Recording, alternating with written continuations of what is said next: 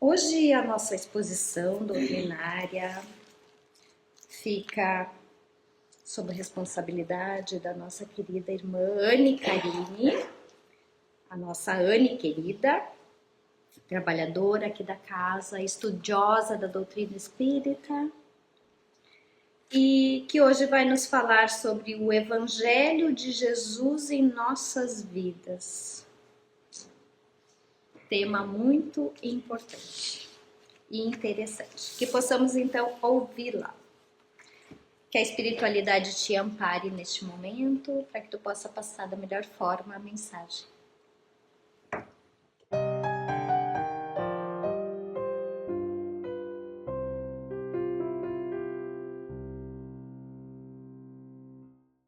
Uma boa tarde a todos. Saudamos a todos os irmãos aqui presentes, encarnados e desencarnados. E agradeço sempre as palavras da Salete, sempre muito doces e amorosas para com a minha pessoa. Irmãos, esse assunto que trazemos hoje, ele tem nos rodeado. Segunda-feira passada, a nossa irmã Roberta do SIAC esteve aqui falando muitas coisas que nós vamos também tocar no assunto hoje. E isso não é por acaso, não existe acaso. A espiritualidade sabe que é urgente a nossa necessidade de nos aproximarmos de Jesus, do seu evangelho, dos seus ensinamentos. Jesus trouxe essa nova forma de nós entendermos o mundo e a nossa própria vida quando esteve encarnado entre nós há pouco mais de 2000 anos. E muitos de nós estávamos encarnados naquela época e ouvimos diretamente de Jesus as suas palavras. Se o mundo inteiro conhece Jesus, por que ainda há tanto ódio, há tanto conflito, há tanta guerra? É porque nós ouvimos a palavra, mas nós não a compreendemos na sua plenitude. E principalmente nós não ainda a aplicamos. Estamos falando nós de um sentido generalista, nós não a aplicamos na nossa vida diária. E esse planeta Terra só se tornará um mundo de regeneração quando todos os seus habitantes compreenderem e aplicarem as mensagens de Cristo. E é por isso que nós estamos reforçando esse entendimento através das palestras. A Federação Espírita Brasileira, a Federação Espírita Catarinense está incentivando o estudo do Evangelho, principalmente o estudo do Evangelho Rede Vivo, exatamente para nós reavivarmos o entendimento do que Jesus nos trouxe através da palavra dos Espíritos benfeitores. E um desses espíritos benfeitores é Oswaldo Mello. Muitos já devem conhecer essa publicação, mas muitos não. E aí se pergunta, quem é Oswaldo Mello? Oswaldo Mello é aquele centro espírita que tem lá no centro. Por que aquele centro espírita se chama Oswaldo Mello? Oswaldo Mello foi um importantíssimo espírita, trabalhador abnegado, presidente durante muitos anos do Centro Espírita Amor e Humildade do Apóstolo de Florianópolis, um dos mais antigos do estado, médium, receitista, curador, que exerceu uma caridade imensa. E importante também, e principalmente conhecido, porque em 1945, através do seu trabalho, reuniu as casas espíritas no movimento espírita catarinense, fundando a Federação Espírita Catarinense. E hoje, como espírito, ele é o coordenador das ações em Santa Catarina, dentro do movimento espírita de união e unificação, para que nós possamos cada vez mais termos uma voz uníssona, levando os ensinos de Jesus, a doutrina dos espíritos a todos os corações. E além disso, Oswaldo Mello também foi escritor, escreveu vários livros de inspiração mediúnica e um deles é esse livro aqui, Epístola aos Espíritas, ou seja, cartas aos Espíritas. Elas são numeradas E essa que nós trazemos hoje é a Epístola 17ª, que tem como título Jesus Cristo é o remédio das almas. E aqui já nos fazemos um questionamento. O que é alma? Segundo os Espíritos nos ensinam, está lá no Livro dos Espíritos, questão 134. Alma é um espírito encarnado. E aí cabe a pergunta, nós temos uma alma? Não, nós não temos uma alma. Se uma alma é um espírito encarnado, nós somos uma alma. Nós temos um corpo. Nós aqui, os que eu estou enxergando, porque eu não tenho plena vidência, aos que eu estou enxergando encarnados, são um espírito que tem um corpo. Mas muitos irmãos nossos estão aqui hoje conosco e que não têm este corpo. É porque nós vivemos uma pluralidade de existências, ora encarnados na matéria, ora desencarnados. Mas todos nós estamos procurando estar na senda do bem, no caminho de entendermos a mensagem de Jesus. E Jesus é o remédio das almas e também do espírito. Levar a palavra de Jesus ao conhecimento daqueles que sofrem é, sem dúvida, dever de todos os cristãos. A verdadeira assistência espiritual é a que faz conhecer aos desesperados que, em verdade, um socorro há, capaz de dar vigor ao mais desesperançado. Vinde a mim, vós que sofreis e andais sobrecarregados, e eu vos aliviarei. Aprendei de mim, que sou manso e humilde de coração, e achareis descanso para vossas almas, pois que meu peso é leve e suave é o meu jugo. Essas palavras proferidas pelo Verbo de Deus na terra há quase 2000 anos, ou há um pouco mais de 2000 anos, dizem bem do valor imenso que encerra o divino e amorosíssimo convite.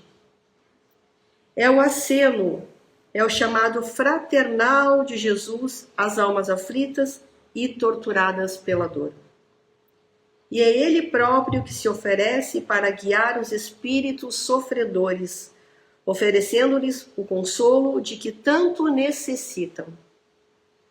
Eis porque dizemos, se os que vivem em tribulações procurassem em Jesus o consolo, não o buscariam em vão.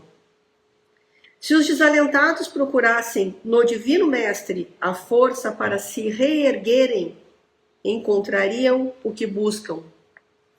Se os aflitos, os cegos, os estropiados, os sofredores de todos os sofrimentos apelassem para Jesus, encontrariam descanso para suas almas trôpegas e vacilantes. Porque o Mestre nunca fez promessas que não se cumpram. Da sua boca jamais saiu uma mentira.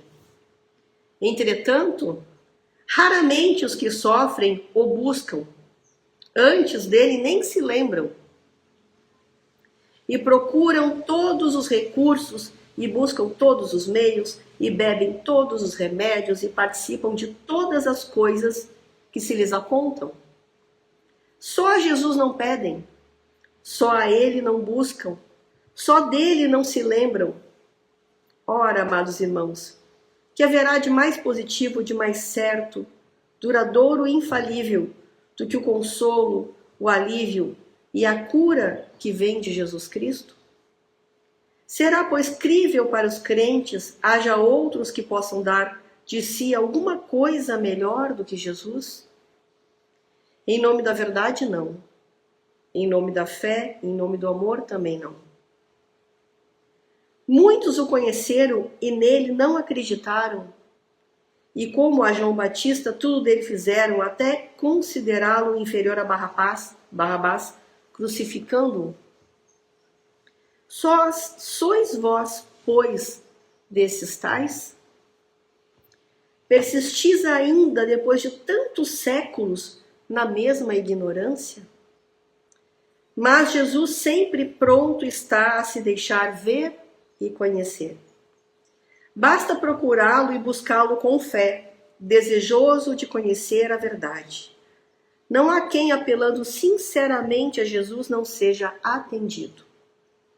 Ele, humilde, a caridade, o modelo incomparável, não se recusará a atender aos rogos das almas aflitas. Pois, como ele mesmo disse, são os doentes os que necessitam de médico, e ele é o médico. Poucos são os que se entregam aos seus cuidados. Tempo, porém, virá, e não vem longe esse tempo, para bem de todos, em que se reconhecerá a necessidade de ter-se a Jesus como médico único e verdadeiro.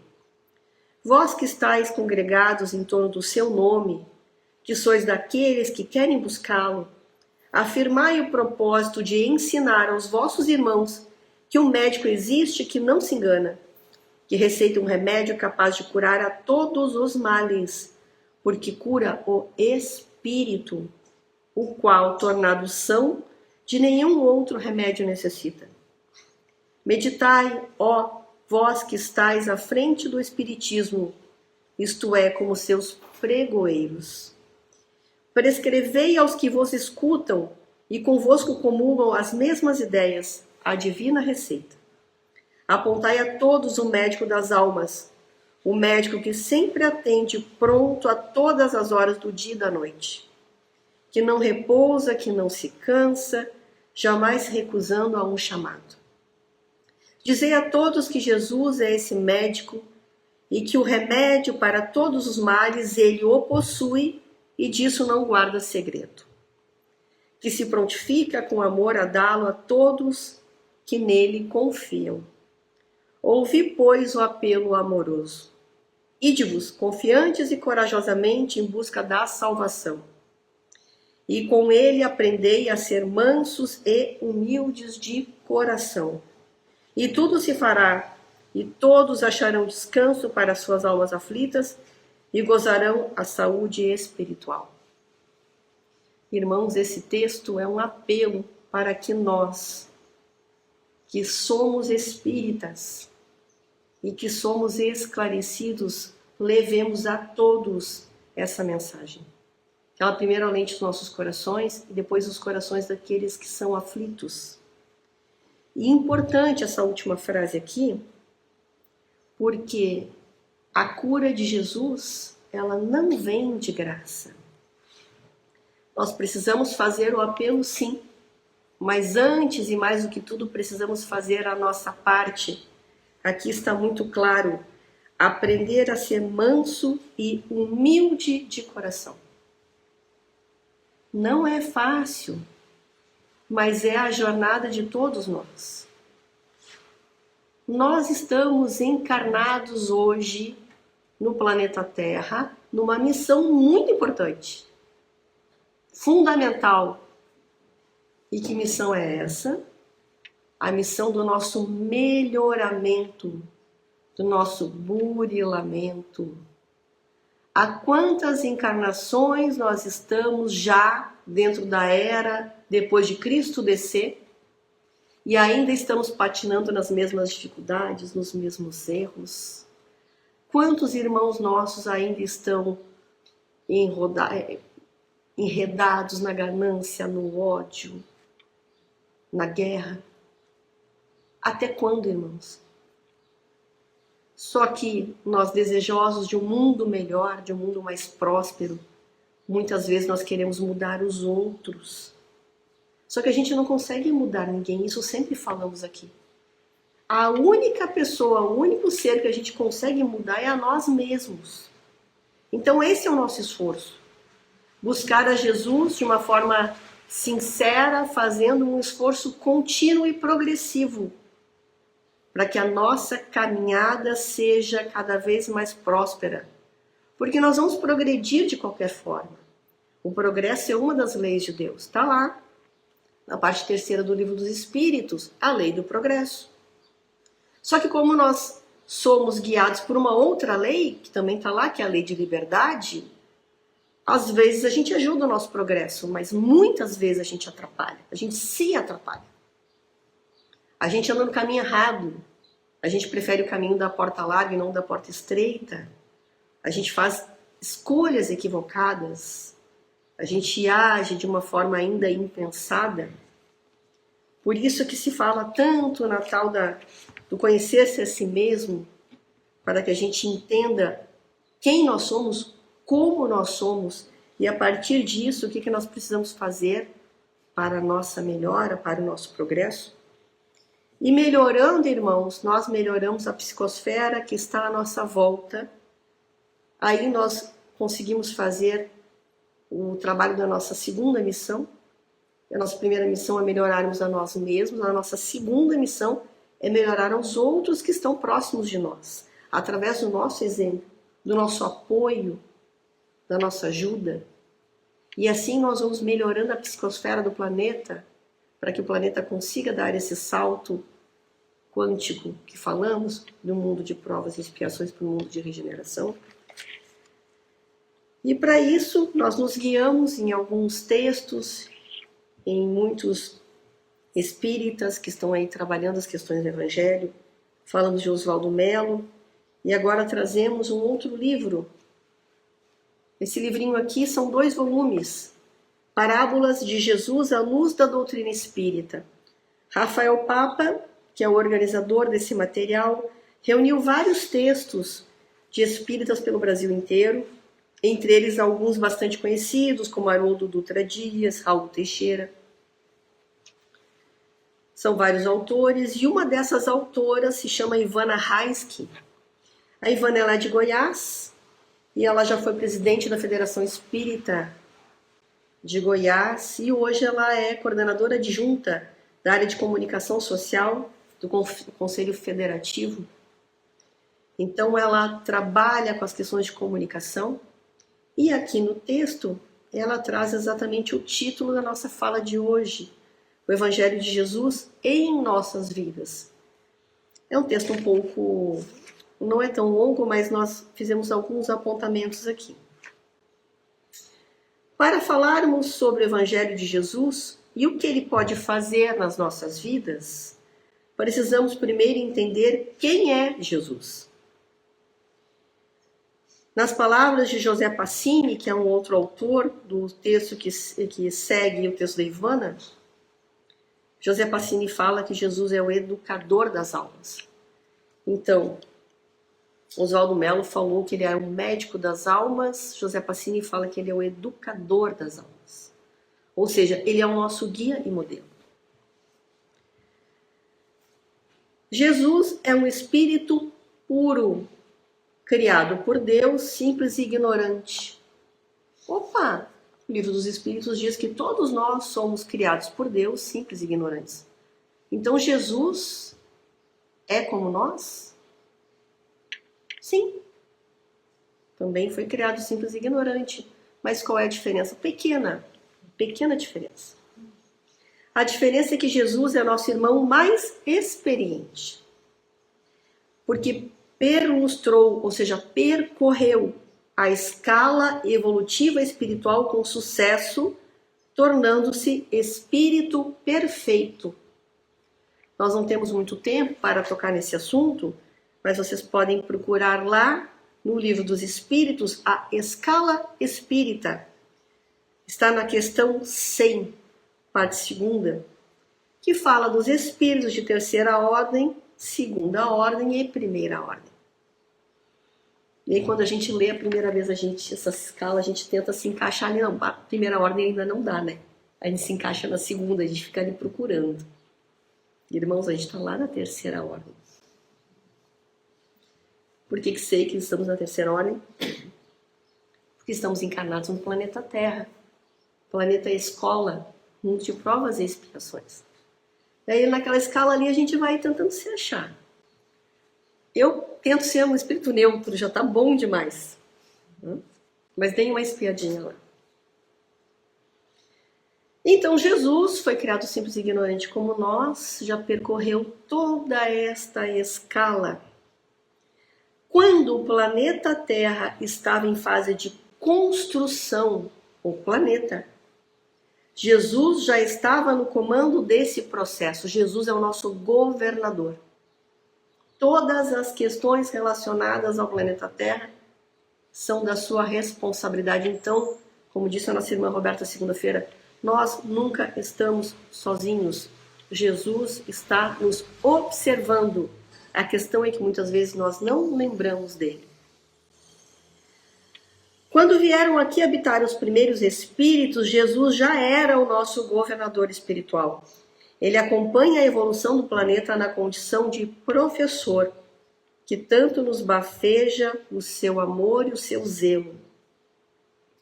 Com a doutrina espírita, aprendemos que diferentes são as classes dos espíritos criados por Deus e as categorias dos mundos habitados. Aí falamos em categorias, achamos lá no Evangelho segundo o Espiritismo, no capítulo 3. Nossa irmã Roberta falou bem disso na segunda-feira, procurem lá na palestra dela.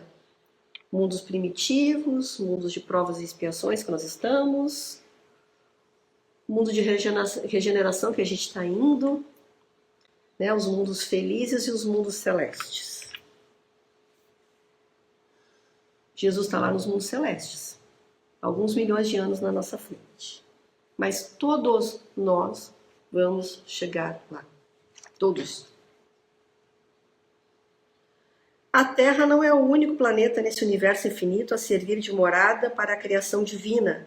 No caso do nosso planeta, aprendemos que ele é um mundo de expiações e provas, passando por um processo evolutivo rumo à regeneração. Podemos considerar que estamos na infância espiritual, por ainda estarmos na fase de planeta de provas e expiações. Mas o determinismo divino indica que todos nós, sempre evoluindo algum dia, seremos espíritos puros, vivendo em mundos ditosos ou celestes, fases posteriores ao mundo que nós vivemos hoje de provas e expiações e posteriores ao mundo de regeneração. E o Evangelho de Jesus e a sua importância nas nossas vidas é porque nos traz o código de conduta ética, moral e espiritual, pelo qual devemos nos pautar na nossa vida diária. Seguindo as orientações dele, estaremos no caminho certo, rumo à verdadeira felicidade. Sabemos que não é fácil seguir tudo o que Jesus nos recomenda. No entanto, à medida em que vamos nos esclarecendo acerca das leis divinas, Livro dos Espíritos, parte 3ª, estão lá as 11 leis. Se a gente seguir a todas, estamos resolvidos. Estamos resolvidos. O problema é que a gente lê, a gente compreende, mas o difícil é a gente conseguir se tornar aquilo que está ali escrito. E é esse o nosso esforço. Quanto mais a compreendemos e aceitamos, mais facilmente será para nos melhorarmos como seres humanos. Afinal, nosso objetivo ao reencarnarmos tantas vezes é o de justamente aprendermos a sermos pessoas melhores, desenvolvendo sentimentos de amor a nós, ao próximo e a Deus. Aos que tiverem condições de dar uma lida neste e nos outros textos, são maravilhosos. Temos alguns minutinhos ainda, irmãos. Trazemos mais um livro, Luz Imperecível. Esse aqui a gente ganhou no Clube do Livro, né? Gente, esse livro aqui é maravilhoso. E ele já foi reeditado algumas vezes. Esse aqui é um grupo lá de Minas, chamado Grupo Miudinho. Eles há muitos anos, há 30 anos já quase, eles estudam o Evangelho de Jesus. Pela visão, pela ótica da doutrina espírita. E aí, como é que funciona esse livro aqui? Tem uma passagem do Evangelho, em cima dessa passagem tem um comentário. E trazemos aqui o capítulo 19, que tem como título Pacificadores. Gente, nos dias atuais, este texto é atualíssimo e cada vez mais importante. Vem da passagem de Mateus, capítulo 5, versículo 9. Bem-aventurados os pacificadores, porque eles serão chamados filhos de Deus. Bem-aventurados os pacificadores. O pacífico é um amigo da paz. O pacificador é aquele que, além de ser pacífico, trabalha, age em favor da paz. Bom ser pacífico, melhor ser pacificador. O pacífico pode ser passivo. O pacificador tem que ser ativo, atuante. Como quem acende uma lâmpada é o primeiro a se beneficiar, o mesmo acontece com aquele que luta pela paz. Jesus, aceitando por amor a cruz do Calvário, foi pacífico. Perdoando os seus algozes, os agentes da sua crucificação, ele se fez pacificador. Em meio aos conflitos que marcam a atualidade em todas as áreas a que estamos ajustados, sobressai a todo aquele que procura reeducar-se a necessidade de se indicar no seu dia a dia a posição que adota ante os apelos da sua consciência. As convulsões a diagnosticarem as reações do planeta em processo de mudança são também campo operacional em que atua o ser interessado em exercitar os seus recursos de cooperação e de pacificação no empenho de construir a partir de si mesmo um mundo de maior segurança. Porque eles serão chamados filhos de Deus. Deus é pai de todos. Muitas vezes o homem, por orgulho, por amor próprio, tem dificuldade de aceitar a paternidade divina. Procurando viver como irmãos uns dos outros, estamos admitindo Deus como pai. Os pacificadores, por causa da sua atuação, entendendo a partir de si mesmos as dádivas da fonte maior, serão reconhecidos como filhos de Deus. O trabalho de pacificação deve inspirar-se num profundo amor aos semelhantes, sem peias ou sentimentalismos, mas sim com um sentimento esclarecido e equilibrado, que só se manifesta plenamente quando alicerçado na paz que conseguimos edificar em nós mesmos. Jesus é a porta para sairmos do ateísmo, do materialismo, para a condição de filhos de Deus, e mais de nos alegrarmos com essa condição. Para tanto é preciso crer, não por uma crença mística, contemplativa, mas por uma atitude operosa, alimentada pela fé raciocinada, capaz de promover com a renovação do mundo interior, também a do mundo exterior, com os exemplos e benefícios que espalham. Gostaria de pedir um minutinho a mais. Hoje, no Facebook, apareceu uma oração que eu achei muito bonita, fui procurar a fonte. Então digo àqueles que desejarem que possam fechar os seus olhos. Esse texto está no livro A Luz da Oração, psicografia do nosso querido Chico Xavier, através do seu mentor Emmanuel. A oração diz assim: Senhor, ensina-nos a trilhar a luminosa estrada do auxílio. Dá-nos força para destruir a pesada fortaleza dos nossos próprios erros. Nos dá coragem para abrir o caminho da libertação de nós mesmos. E recurso para desobstruir o coração em favor dos nossos semelhantes, entregando-lhes, enfim, os tesouros de amor que nos confiastes, por onde passemos. A dor se faça menos angustiosa, a ignorância menos agressiva, o ódio menos cruel, a terra menos densa, o desânimo menos sombrio, a incompreensão menos destruidora. Se não possuímos ainda bens positivos com que possamos enriquecer a jornada terrestre, ajuda-nos a diminuir os males que nos rodeiam. Que em teu nome distribuamos fraternidade e renovação, usando com alegria os dons sublimes e invisíveis do silêncio, da compreensão e da renúncia. Senhor, que nos ensinastes em palavras as supremas lições da simplicidade na manjedoura e do sacrifício na cruz, indicando-nos assim o roteiro da construção espiritual e da ressurreição divina, orienta-nos o passo incerto e ampara-nos os propósitos santificantes, para que a sua vontade misericordiosa e justa se faça, hoje e sempre, onde estivermos, que assim seja. Muito obrigada pela paciência, desculpa a voz afônica, que essas palavras permaneçam em nossas mentes e em nossos corações, que todos nós possamos receber aquilo que viemos aqui buscar e de fato do que necessitamos, que possamos retornar aos nossos lares melhor do que aqui chegamos, passar uma semana tranquila e nos reencontrarmos em um outro momento próspero. Que assim seja.